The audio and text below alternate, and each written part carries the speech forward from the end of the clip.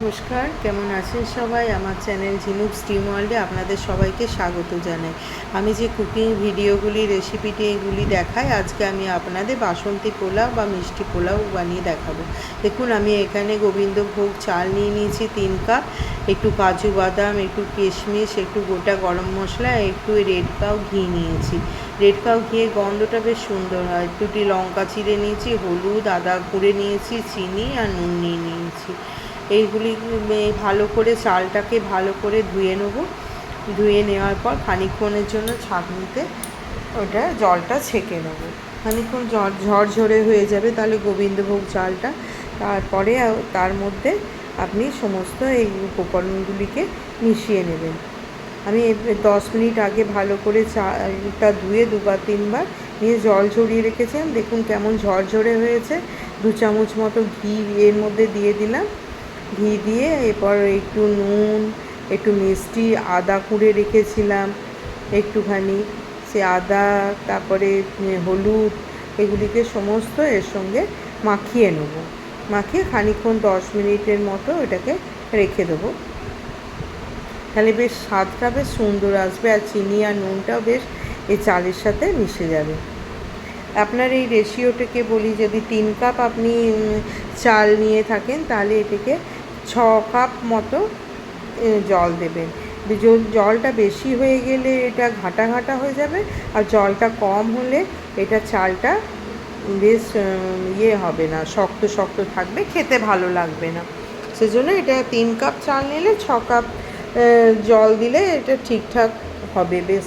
আর প্রথমে একটু ওটা দেখবেন একটু গায়ে লাগা লাগা থাকবে, কিন্তু ঠান্ডা হয়ে গেলে দেখবেন ওটা এত ঝরঝরে হয়ে যাবে যে মনে হবে যেন কোনো বিয়েবাড়ির আপনি বাসন্তী পোলাও খাচ্ছেন। তেল গরম করতে দিয়েছি, সামান্য সাদা তেল দিয়েছি, আপনি ঘিও দিতে পারেন আপনার ইচ্ছা অনুসারে।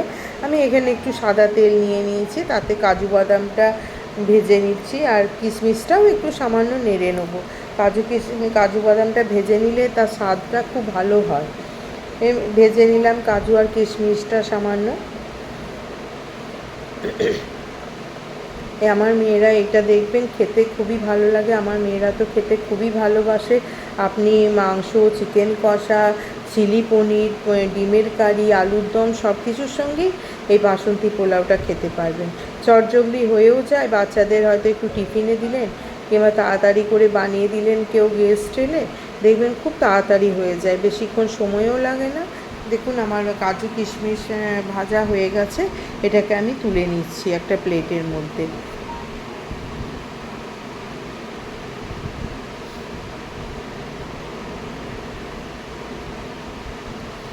এরপর এই তেলটার মধ্যে একটু তেজপাতা আর গোটা গরম মশলা দিয়ে দেবো।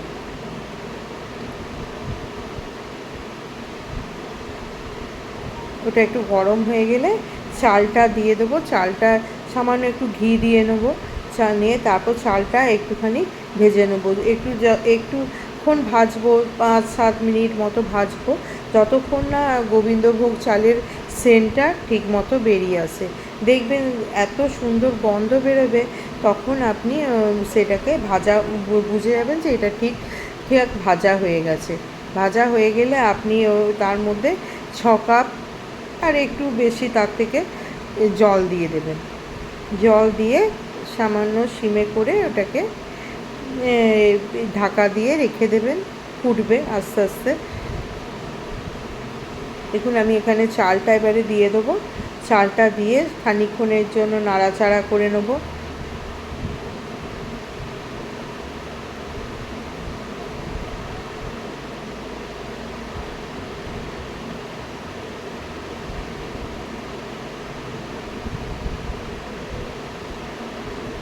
নেড়ে নিলাম খানিকক্ষণের জন্য। এরপর সামান্য ভাজা ভাজা হয়ে গেলে আমি এর মধ্যে 6 কাপ জল দিয়ে দেবো। আপনারা যদি আমার চ্যানেলে নতুন এসে থাকেন, চ্যানেলটিকে অবশ্যই সাবস্ক্রাইব করবেন, পাশে থাকা বেল আইকনটিকে প্রেস করবেন, যাতে যে কোনো ভিডিও এলে আপনাদের কাছে নোটিফিকেশন চলে যায়। আর পছন্দ হলে অবশ্যই একটি লাইক করবেন, লাইক করলে অনেক মোটিভেট হয়ে ভিডিও বানাতে আগ্রহ পায়। আর আপনি কমেন্ট করে জানাবেন যে আমার এই ভিডিওটি বা রেসিপিটি কেমন লাগলো, এবং বন্ধু বান্ধবদের সঙ্গে শেয়ার করবেন। দেখুন আমার ওই 5-7 মিনিট পরে আমি একবার খুলে দেখে নিলাম যে কীরকম এটা হয়ে আছে। তো মোটামুটি কুক হয়েই গেছে, তবুও সামান্য এটাকে ঝরঝরে করার জন্য আমি আর একবার এটিকে ঢাকা দিয়ে 5 মিনিটের জন্য রেখে দেবো। এটা যে আপনি 10 মিনিট পরে খুললেও পারেন, কিন্তু তবুও একবার মাঝখানে খুলে দেখে নেবেন যদি জলটা কমে যায়। দেখবেন এই মাপে যদি আপনি করেন একদম খুব সুন্দরভাবে বাসন্তী পোলাও কিন্তু তৈরি হয়ে যাবে। দেখুন আমি সামান্য সময় পরে এসে ওটাকে খুললাম, খোলার পরে একটুক্ষণ ঠান্ডা হতে দিলাম। প্রথমে তো একটু মনে হচ্ছিল গায়ে লাগা, তারপরে এত ঝরঝর। আপনারা কমেন্ট করে জানাবেন যে আপনাদের এই রেসিপিটি কেমন লাগলো, আর ভালো লাগলে অবশ্যই বন্ধু বান্ধব শেয়ার করবেন। আজ তাহলে এই পর্যন্তই, নমস্কার।